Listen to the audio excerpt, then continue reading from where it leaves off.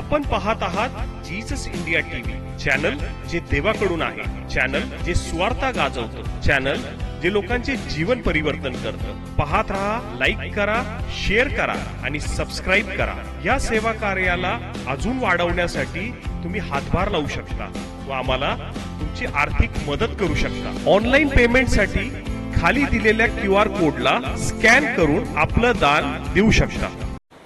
त्यावेळेस एवढं सुंदर चर्च ते नव्हतं. म्हणजे मंदिर कोण आहे?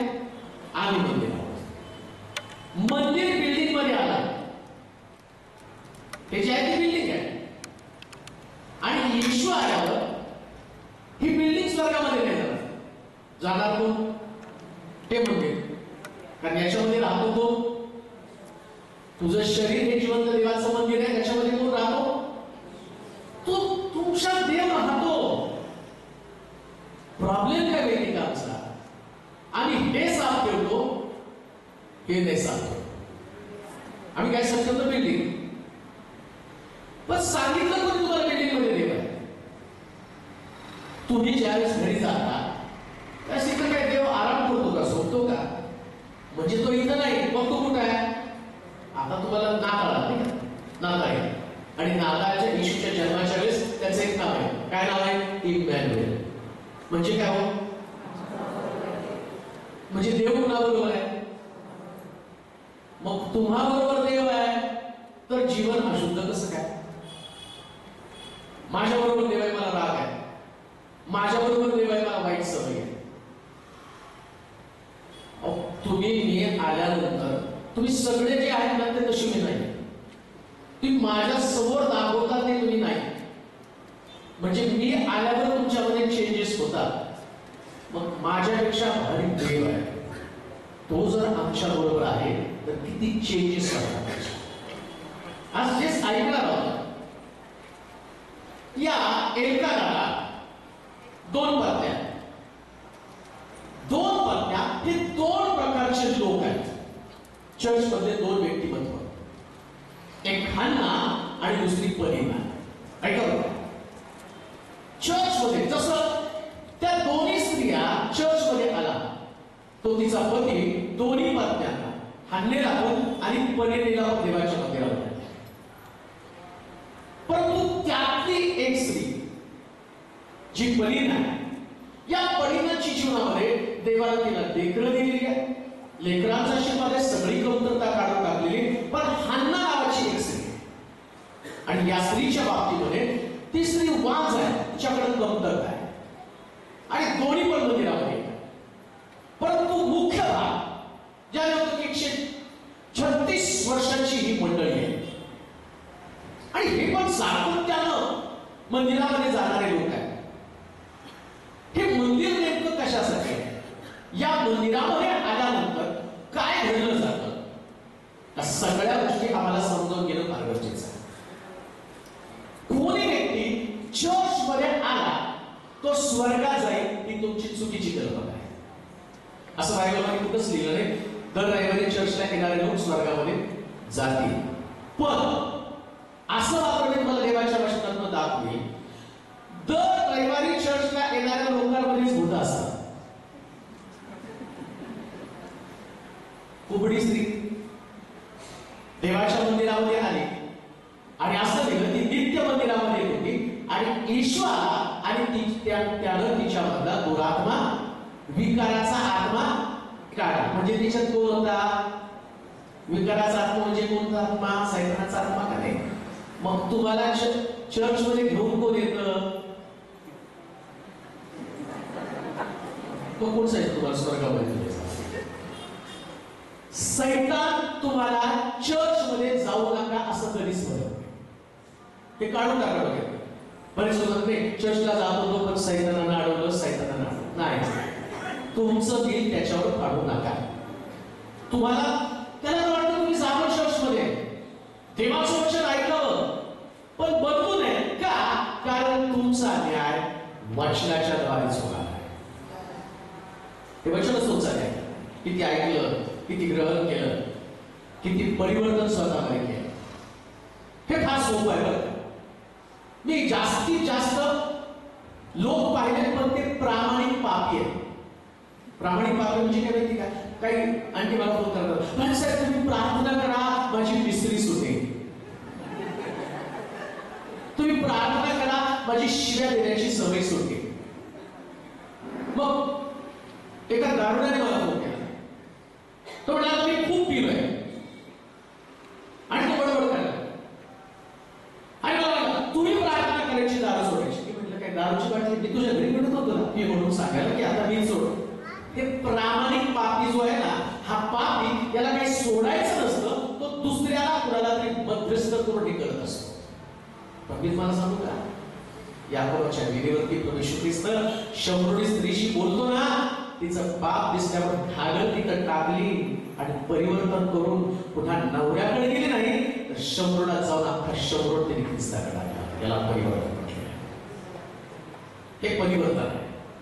जेव्हा वचन टोचतं, वचन बोलतं, कमतरता दाखवतं, त्यास घागर तिथंच टाकली पाहिजे. घागर घेऊन येते. आमच्याकडे प्रॉब्लेम काय माहिती का, ख्रिस्ताला भुसावरती कोणी दिलं, भुसावर देणारे दिलं नव्हते. कैफा याजक, याजकांमधला सगळ्यात श्रेष्ठ, या कैफा याजकानं फक्त येशू ख्रिस्त पापाविषयी बोलतो आणि ते कैफाचं पाप पण दिसलं, याच्यामुळं धार्मिक व्यक्तीनं ख्रिस्ताला भुसावरती दिली. का? आम्हाला सवय लागली, आम्ही धार्मिक आहोत असं सांगणारं कोणीतरी असं. मग योहानानं हेरोदाला सांगितलं तू आपल्या भावाची बायको ठेवली, तर हे योहानाचा शिरच्छेद झाला. का? पाप दाखवणारे लोक जगामध्ये असे संदेश देत आवडत नाहीत. आणि येशू ख्रिस्त म्हटला, मी जगामध्ये आलो यासाठी की हरवलेले शोधावे. हरवले कुठं लोक? हरवले पापात. माणसाला पाप काय तेच कळायला लागले. आता जे आम्ही ऐकला, देवाच्या मंदिरामध्ये नित्य जाणारा परिवार, एल्काना, त्याची पत्नी आणि एल्कानाची मुलं, हे सगळे चर्चला जातात. आणि एल्कानाची पत्नी जी हन्ना आणि दुसरी पनीर. आता मी पनीरविषयी नाही बोलणार, माझा विषय बोलतो, मी अन्नाविषयी बोलणार. आणि आज तुम्ही इथं बसलेला आहात ना, तुमच्या प्रत्येकाचं जे कॅरेक्टर आहे ते कॅरेक्टर एक तर हन्ना नाहीतर दुसरं पनीर, त्याच्या व्यतिरिक्त दुसरं पनीर आहे. आता एल्कानानं जसं या पत्नीला, या दोघीला घेऊन आले, मला वाटतं ते वचन आपण वाचूया पहिल्या वचनामध्ये. दुसरं वचन, पहिले शमूएल पहिला अध्याय 1 पासून. डोंगराळ प्रदेशातील रामाथाईम सोफीर नामक नगराचा रहिवासी एक पुरुष होता. एक पुरुष त्या नगराचा रहिवासी होता. त्याचे नाव एल्काना. बिन यरोहाम. बिन एलीहू. बिन तोहू. बिन सू. एफ्राईमी असे होते. त्यास 2 बायका होत्या. एकीचे नाव हन्ना, दुसरीचे नाव पनीर. पनीरनेस मुले बाळे झाली होती. पण हन्नानेस काही अपत्य नव्हते. ऐका, एकदम सुंदर अशा प्रकारचं जर स्टार्टिंग तुम्ही बघितली तर फार सुंदर आहे. देवाच्या मंदिरामध्ये जाणारा परिवार. हन्नेच्या बाबतीमध्ये बघितलं, ती शिक्की आणि ती समज आहे. त्यानंतर तिच्याकडे लेकरं नाही आहेत, पण ती धार्मिक आहे, ती देवाच्या मंदिरामध्ये जाते. आणि हन्ना या शब्दाचा अर्थ जर बघितला तर कृपा आणि प्रसन्नता. आणि हन्नेला जर तुम्ही बघितलं, ती देवाच्या मंदिरात जाते, पण ना तिच्याकडे कृपा आहे ना तिच्याकडे प्रसन्नता आहे. वास्तविक पाहता ती मंदिरामध्ये गेली आणि ती रडत होती. आणि दुसरीची पनीर नाही, या पनीरनेकडे जर तुम्ही बघितलं तर ती देवाच्या मंदिरात जाते आणि तिच्याकडे जर बघितलं तर लेकर आहे आणि तिला लेकर आहे आणि धार्मिकतेचं प्रतिफळ दिलं. पण पनीर हन्नेच्या बाबतीमध्ये तिच्या धार्मिकतेचं प्रतिफळ तिला मिळालंच नाही. ती रडत आहे. आणि तिचं नाव काय माहिती का? तिचं नाव हन्ना म्हणजे देवाची कृपा, हन्ना म्हणजे प्रसन्नता, हन्ना म्हणजे की तुमच्या जीवनामध्ये असणारा आनंद. आमचं पण नाव ख्रिस्ती आहे. आणि ख्रिस्ती हे नाव जे आहे ना, जगातल्या सगळ्या नावापेक्षा श्रेष्ठ नाव आहे. आम्ही देवाची लेकरं आहोत. वारसाला आम्हाला आशीर्वाद मिळालेले आहेत. आम्ही देवाची लेकरं आहोत. आमचं हंडेप्रमाणे आम्ही सुद्धा देवाच्या मंदिरामध्ये जातो, म्हणजे देवाची कृपा आमच्यामध्ये असली पाहिजे. पण मला माहिती की आज आमच्याकडं पुष्कळ लोक इथं येण्याचं कारणच आहे, त्याला देवाच्या कृपेची गरज आहे. मला वाटतं देवाने आमच्यावरती कृपा करा, देवाने आमच्यावरती दया करा. पण सातत्यानं मंदिरात ती गेली, तिने काही तिच्या मंदिरात जाण्यामध्ये खंड केलेला नाही. जसं हे तुमचं चर्च आहे, 136 वर्ष हे चर्च आहे. काही तुमच्या पिढ्या या चर्चमध्ये गेल्या असतील, पण तरी पण तुमच्यामध्ये कृपा नसेल. अजून तुम्हाला काही गोष्टी सांगतो, काही लोकांनी चर्च यायचं बंद पण केलं असेल. प्रश्न सुटलेले आहेत आमचे. आम्ही देवाच्या मंदिरात देवाच्या आज्ञेचं पालन केलं, शब्दाचं पालन केलं, दशांशाचं पालन केलं, प्रार्थनेचं पालन केलं, सगळ्या गोष्टी केलेल्या आहेत. पण जशी हन्ना वाज आहे तसं आमच्यामध्ये पण वाजपणा आहे, काहीतरी आमच्यामध्ये कमतरता आहे. आणि लक्षात घ्या, जेव्हा वाजपणा येतो ना, त्यास एक प्रकारची निराशा आमच्या जीवनामध्ये. काय घडलं अब्रामाच्या बाबतीमध्ये? 100 वर्षाचा अब्राम झाला, 80 वर्षाची सारा म्हातारी झालेली आहे, गर्भाशय बंद आहे, आणि त्यास परमेश्वर तिला बोलतो की आता आणि अब्रामा मी तुला मुलगा देणार आहे आणि याच्यापासून एक मोठं राष्ट्र निर्माण करणार आहे. त्याच त्या ठिकाणामध्ये मी पाहतो सारा हसली. गर्भाशय बंद असणारी स्त्री आता कशी काय आई होणार आहे आणि म्हातारपणी देव कसं काय मुलगा देणार आहे? त्याची काय म्हणती, माझी जी असणारी दासी हगार, त्या हगारीपासून तुम्हाला मुलगा होईल. का? कारण देवाच्या लोकांना कृपेची सवयच नसते. कधी कधी आम्हाला असं वाटतं की लक्षात घ्या, कृपा ही एक प्रकारची सवय आहे. ज्याला कृपेची सवय नाही ना, तो व्यक्ती नेहमी इश्माईल जन्माला घालतो, पण ज्याला कृपेची सवय आहे तो शमूएल जन्माला घालतो. सवय कशाची? इश्माईल जन्माला घालायचा का शमूएल जन्माला घालायचा? मग शमूएल जन्माला घालायचा तर तुम्हाला रडत रडत मंदिरात जावं. असं नाही की तुम्ही हसत मंदिरात यायला पाहिजे. आता मी पाळत असल्या कारणानं माझ्याकडं तुमच्या तळेगावचे पण बरेच लोक येऊन गेलेले आहेत. मला माहित नाही, बरेच लोक येऊन मला भेटून गेले, ते सांगतात आम्ही येऊन गेलो. मग तुम्ही तळेगावात सोलापूरला कशाला? काहीतरी आनंद करणार होतं. असं अशी आमची प्रार्थना, ती प्रार्थना ऐकली जावी तशी ही स्त्री सुद्धा त्या गावामध्ये जातो. तसे बरेच लोक येतात आणि आल्यावर मला एक प्रश्न करतात, अजून किती रविवार तुमच्या चर्चला आल्यावर देव आमचं उत्तर आम्हाला देईल? म्हणजे सगळ्याला सवय काय माहिती का? 1-2 प्रयत्नामध्ये आम्हाला एक रविवार आलं तर सुटेल प्रश्न, 2 रविवार आलं तर सुटेल प्रश्न. अहो एवढं सोपं देवाने तुमच्यासाठी ठेवलं नाही. एक बाग दिली तर फळं घालून टाकली, एक फळ दिलं संतानाश करून टाकला एक बागेचा. तर देव एवढा झटपट तुम्हाला देईल का? 1 शुक्रवार आला, 2 रविवार आला, 3 रविवार आला आणि उत्तर मिळेल? पहिल्यांदा देव तुमचं सातत्य पाहतो. कृपा मिळण्यासाठी नकारात्मक परिस्थितीला तोड देत तुम्ही देवाच्या भवनामध्ये येता, तुम्ही रडता, तुम्ही आपलं मागणं देवासमोर मांडता. म्हणून लक्षात ठेवा, आज जरी तुम्ही परमेश्वराच्या घरामध्ये नाही, नाव जरी तुमच्याकडं हन्ना म्हणजे प्रसन्नता, कृपा, पण तुमच्या डोळ्यामध्ये अश्रू आहे, पण याचा अर्थ असा नाही की तुमच्या डोळ्यात कायम अश्रू असतील. एक दिवस येईल तुमच्या अश्रूचं रूपांतर आनंदामध्ये होणार आहे. त्या दिवसाची वाट पाहिजे. एक दिवस असणार आहे, 100%, 100% एक दिवस असणार. अशी गोष्ट घडू शकत नाही की तुम्ही देवाच्या घरामध्ये आला आणि चमत्कार करता. गेल्या रविवारचीच गोष्ट. 2 बहिणी मुंबईवरून सोलापूरला चर्चमध्ये आल्या. चर्च चालू होण्याच्या अगोदर त्या दोघी माझ्याकडे आल्या, मला भेटल्या आणि त्यातली एक बहीण होती. मला सांगितलं 8 वर्ष झाले लग्नाला, लेकरू नाही. आता इथून मी टेस्ट करायला डॉक्टरकडे जाणार, प्रयत्न केले. 8 वर्षामध्ये लेकरू झालं नाही. पण आता इथून तुमच्या चर्च मधनं डायरेक्ट मी हॉस्पिटलमध्ये जाणार आणि चेक करणार आहे. माझा विश्वास आहे मी चेक करायला गेल्यावर प्रभू मला लेकरू देणार. तिच्याकडे बघते. बरं, आता त्याचा प्रेशर मला पुन्हा, कारण ती इकडे एवढं लांबून आली ना, तिला काही मी गाडी खर्च दिला नाही, तिचा पैसा खर्च करून घ्यावे.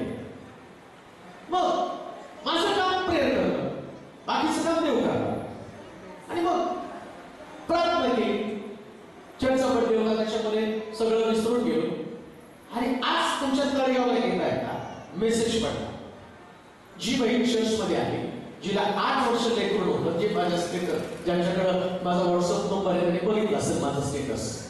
8 वर्ष लेकरून होतं, पण इथून गेले डॉक्टरकडे चेक केलं. 8 वर्षानंतर डॉक्टर सांगितलं तू 4 महिन्याची प्रेग्नंट आहे. फक्त चर्चमध्ये पाऊल टाकलं, देवाची कृपा आहे. आज नाही म्हणजे काय नाही, आज तुमच्याकडे नाही याचा अर्थ नाही असं होऊ शकत नाही. अहो तुमच्यामध्ये कृपा आहे, कृपेचं बीज आहे, एक दिवशी फळ नक्कीच येणार आहे, एक दिवस 100% येणार. पण तोपर्यंत तुम्हाला यावं लागेल ना देवाच्या मंदिरामध्ये, तोपर्यंत यावं लागेल. आता आल्यावर जसं बाळासाहेब खाली बसायला काहीच नव्हतं, खाली लोक बसले आणि मी स्वतः त्याचा साक्षीदार. मी सायकलवर इकडून जायचो, मला चांगला आठवतं. गोरवाडीला एक मावशी राहायला होती, तळेगावात मावशी राहायला. पण त्या गोरवाडीमध्ये सायकल घ्यायचो आणि तळेगावात घ्यायचो. तिकडं मला वाटतं तिकडं पण काहीतरी होतं आणि तिथं पण आम्ही गुले अंकल वगैरे काय माहिती आता ते असायचे, तिथे जायचो, आम्ही बसायचो, प्रार्थना करायचो, हे सगळं सगळं. पण त्यावेळेस इथं तर तेव्हा हे भव्य मंदिर बांधायचं, मग त्यावेळेस कवलं नव्हतं, म्हणजे कृपा नव्हती का? कृपेचा समय आल्यावर देव अशी कृपा करतो ना की ती कृपा लोकांच्या डोळ्यामध्ये येईल आणि मग म्हटलं जातं धन्य तुमचा देव, धन्य तुमचा देव. पण ध्यानात घ्या, हन्ना या शब्दाचा अर्थ आहे प्रसन्न. आता तुम्हाला पण देव प्रसन्न करणार. प्रसन्न म्हणजे आनंदी, नाही का? आनंदी माणूस नाही होत. बघा आता असं लिहिलंय देवाने, आता मला बागेमध्ये ठेवलं. आता बागेमध्ये असताना अनेक सहकारी त्याच्याबरोबर होते, नाना प्रकारचे फळ, पशु, पक्षी त्याच्या समवेत तो राहिला. आणि असं लिहिलं, देवानं पाहिलं आदाम एकटा असावं हे बरं. कसं कळलं देवाला? तोंडावरूनच कळलं ना. तो मुलगा मुलगी वयात आल्यानंतर चेहऱ्यावर आई बापाला कळतं लग्नाचं वय झालं.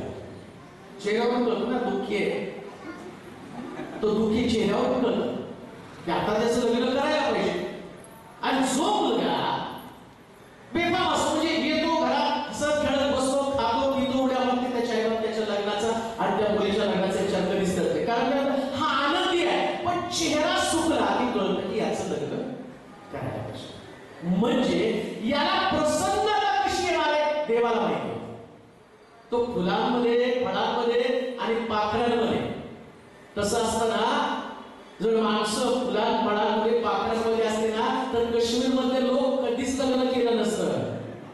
फुलं, पाखरं, फळं सगळं काही तिथं आहे. परंतु बायबल सांगतं मनुष्य एकटा असावं हे बरं नाही. म्हणजे त्याला प्रसन्न करण्यासाठी देवानं हवा निर्माण केली. सांगण्याचं तात्पर्य अशी गोष्ट देवाला तुमच्या जीवनात माहिती, ही दिल्याशिवाय हा व्यक्ती आनंदी होणार आणि ते देवाशिवाय तुम्हाला कोणीच देणार नाही, कोणीच नाही देणार. तेव्हा असणार बघ या स्त्रीनं दुसऱ्या वर्षामध्ये म्हटलं हन्ना, परंतु हन्ना ती वाज आहे. वरवर पाहिलं तर आम्हाला सगळं नकारात्मक दिसते. कोण म्हणलं हन्ना आशीर्वादित आहे? ती देवाच्या मंदिरात जाती आणि ती रडती. कोण म्हणलं ती आशीर्वादित आहे? तुम्ही सुद्धा देवाच्या मंदिरात येता, पण घरी गेला तुम्हाला रडावं लागतं. रडता तुम्ही, काहीतरी तुमच्या घरामध्ये कमतरता, परिवारामध्ये स्त्री असेल पती संबंध नसेल, आई असेल मुला संबंध नसेल, काहीतरी कमतरता. आणि ती कमतरता इतकी तुम्हाला रडवती, इतकी रडवती की नेमकं तुमच्या आत्मिक जीवनासाठी ती चॅलेंज निर्माण करत असते. तुमचा आत्मिक जीवन तुम्हाला प्रश्न पडतो, मी एवढं प्रभूच्या घरामध्ये जाऊ, एवढं प्रार्थना करते, एवढं प्रार्थना करतो, सातत्याने देवाच्या घराकडे जात, तरी माझ्या डोळ्यामध्ये अश्रू आहे का? प्रभूला माझा अंतःकरण दिसत नाही, प्रभूला माझे प्रश्न दिसत नाही. कधी म्हणतो माझा देव पक्षपाती. विचार करा, परीना तिच्याकडे लेकर आहे आणि हन्नेकडे लेकर आहे. अजून एक गोष्ट तुम्हाला सांगू का? परीनाने प्रार्थना केली असं शास्त्रात तुम्हाला दिसणार नाही, पण हन्ना देवाच्या मंदिरात रडून तिने प्रार्थना केली. आणि असंच घडतं कधी चर्च मध्ये काय काय येणारे लोक आहेत ना, ते असतात टवाळखोर, पण सगळे आशीर्वाद त्यांच्या. आणि तुम्ही एवढे प्रामाणिक आणि तो सही राहू बघा, येतात चर्च मध्ये दात करून बसतात, तर देवाच्या वचनाकडे लक्ष, कशाकडे लक्ष, ते आशीर्वादित आहे. मनोभावे डोळे झाकून प्रार्थना करता, बायबल तुम्ही वाचता, सगळं काही तुमच्याकडे आशीर्वाद नाही. नेमकं लुसिफर तुम्हाला चॅलेंज करतो, पण धन्य ते लोक ते पणितेकडे पाहत नाही, ते यहोवा देवाकडे पाहतात, जो तुमच्या आशेची पूर्तता करणार आहे. लक्ष पणितेकडे देऊ नका. का? पणितेच्या लेकराच्या नावासंबंधीचा उल्लेख नाही. अन्याच्या मुलाच्या नावानं 2 पुस्तकं लिहिली गेली, पहिले शमूएल, दुसरे शमूएल. का? कारण तुमचं लक्ष पणितेच्या मुलाकडे नव्हे, मूल देणाऱ्या देवाकडे लागलं पाहिजे. तुमचे आशीर्वाद जिथून मिळणार तिथं तुमचं लक्ष लागलं पाहिजे. अशा आपले लोक असतात. आपली लोकांनी पणितेकडे किती लेकर आहे, पणितेला देवाने किती आशीर्वाद दिला, मला का देव आशीर्वाद देत नाही, अशा प्रकारच्या विचारसरणीने कधीच यायचं कधीच नाही. आणि तुम्ही आशीर्वादित होणार असते. तुमची भावना काय असेल, तुमचा आत्मला फेक करत तुम्हाला काय सांगितलं. आज माझ्या डोळ्यामध्ये आशीर्वाद हरकत नाही. वाचवलं ते वचन काय म्हटलं तिथं 6 वर्षामध्ये, 6 वर्ष परमेश्वराने तिची कूस बंद केली. परमेश्वराने तिची कूस बंद केली, हे पाहून तिची सवत तिला मनस्वी चिडवी. कुणी कूस बंद केली, कुणी कूस बंद केली, जोरात बोला. कुणी कूस बंद केली, कुणी नोकरी अडवली, कुणी नोकरी अडवली, परमेश्वराने. कुणी अडवली, परमेश्वर. नाही, माझ्या मुलाला नोकरी लागला, चुलता आहे, चुलता होत ते काम. आणि काय लोक नाही, त्यांच्याकडे असे काहीतरी डावपेच आहे, ते अमावस्या पौर्णिमेला असं तसं करतात. आणि माझा देव जिवंत आहे. दिवसा सूर्याची, रात्री चंद्राची गणना 23 इस्रायलावर काही मंत्र तंत्र चालणार नाही, याकोबावर काही चेतूक विद्या चालणार नाही. मग हे काय फक्त वाचायला आहे, विश्वास कुठे तुमचा. जगामध्ये कोणतीच गोष्ट देव ठरवल्याशिवाय घडू शकत नाही, हा विश्वास ठेवला पाहिजे. कोणतीच गोष्ट देवानं फारोचं मन कठीण केलं असं लिहिलंय. फारो स्वतःने ठरवलं मन कठीण करायचं. ऐका बरं काय सांगितलं. काही गोष्टीमध्ये देवाला त्याचं सामर्थ्य प्रगट करायचं असतं. आता विचार, मोशे गेला आणि फारोला त्याने सांगितलं की ए फारो, देवाने मला पाठवलेलं आहे, कशावरून बघ माझ्या हातामध्ये काय काठी, तेव्हा खाली टाकली, साफ झाला. अरे ह्याच्या काठीचा साफ झाला, जा जा जा जा तुझी लोक असं केलं असतं तर काय विशेष घडलं असतं. पण देवाला हे दाखवायचं होतं 10 पिढ्याच्या द्वारे माझा अधिकार पाण्यावरती, माझा अधिकार बेडकांवरती, माझा अधिकार तोडावरती आहे.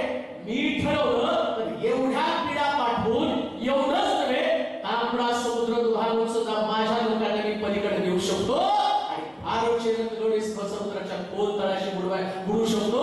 ते 10 पिढ्या पाठवण्यासाठी देवानं फारोचं मन कठीण केलं आणि दाखवलं मी यहोवा देव आहे.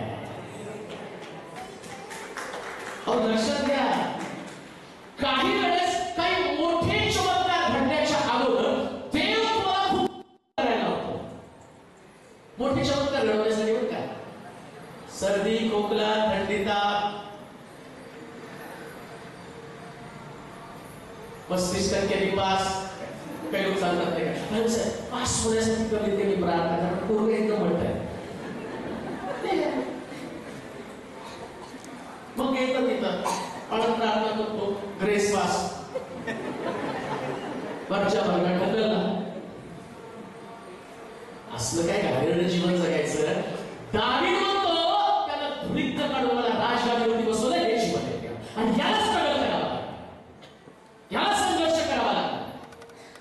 जर संघर्षाचं जीवन जगायचंय तर देव नेहमी काही गोष्टी तुमच्या जीवनामध्ये, देवाने तिची कूस बंद केली होती. देवाने घडवलं ते, देव घडवतो कधी कधी काही आशीर्वाद स्टॉप करतो.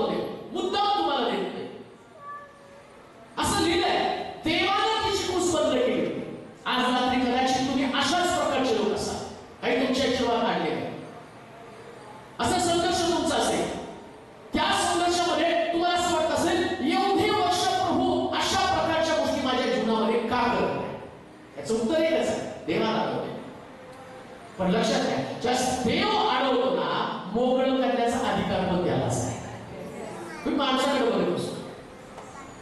माणसाकडे बघूच नका, कोणता माणूस नाही. अहो देवाच्या मंदिरात ती गेली आणि ती रडत असताना एली याजक तिला म्हणला तू दारू केली. याजक पण तुम्हाला चांगलं बोलला नाही, बाळकाकडनं काय अपेक्षा करा.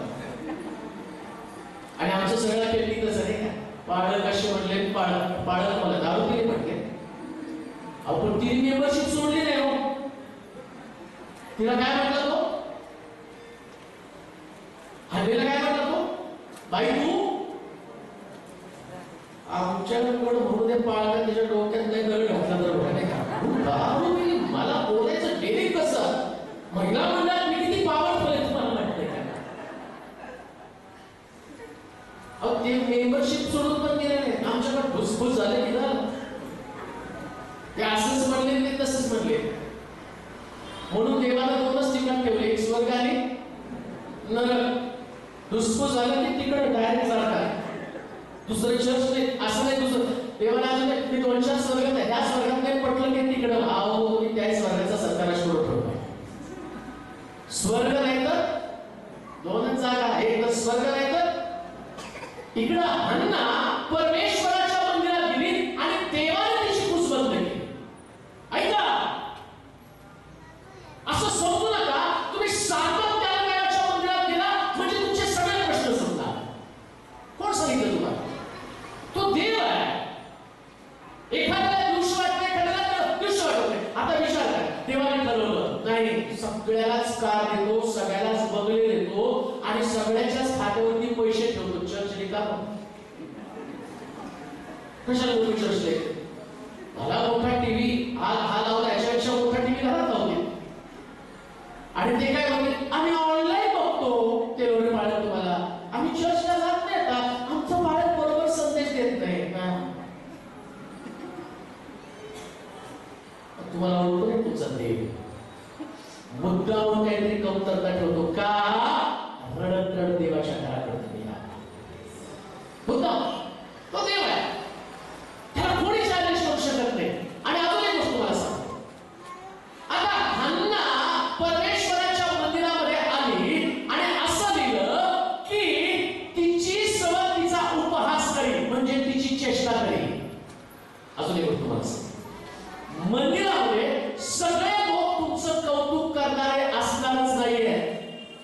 काही लोक तुमची चेष्टा करणारे असतील, पण चेष्टा करणाऱ्या लोकांपेक्षा ज्यांची चेष्टा होते त्यांना मी सांगत आहे, लक्षात ठेवा, चेष्टा करणाऱ्यांकडे शोभेल नसेल, पण ज्यांची चेष्टा होती त्यांच्याकडे शोभेल असणार आहे. त्यांना चेष्टा करूया, त्यांना चेष्टा करूया.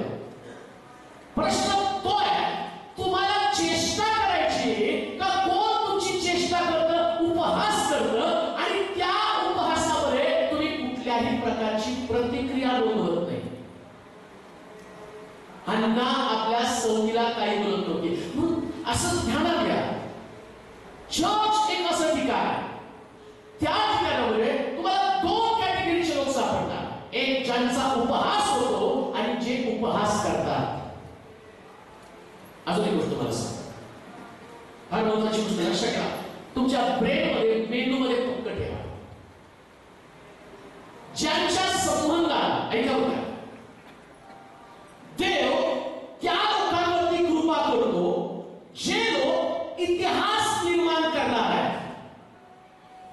इतिहास निर्माण करणाऱ्या लोकांवरती कृपा करतो. अजून एक गोष्ट मला सांग, ज्यांच्याकडं देवाचं विशेष प्रकारचं लक्ष आहे आणि ज्यांना देव आपल्या स्वप्नाचा भाग बनवतो. प्रत्येकाच्या जीवनासंबंधाने देवाचं एक स्वप्न आहे. मी पुण्यात आलो, माझा जन्म पुण्यातला, माझं शिक्षण पुण्यातलं, सगळं काही माझं पुण्यात. आई पुण्यात, वडील पुण्यात, भाऊ पुण्यात, सगळं पुण्यात. आता माझं इंट्रोडक्शन करताना सांगितलं काय, सोलापूरचे बाळक. पण मी माझा जन्म कुठला आहे, मग मी सोलापूरचा झालो कसं काय? कसं काय झालं? कारण काय, देवाचं एक स्वप्न होतं, मी सोलापूरमध्ये झालो. ऐका बघा, एक देवाचं स्वप्न आहे, प्रत्येकासाठी एक स्वप्न आहे. माझ्यासाठी देवाचं स्वप्न होतं.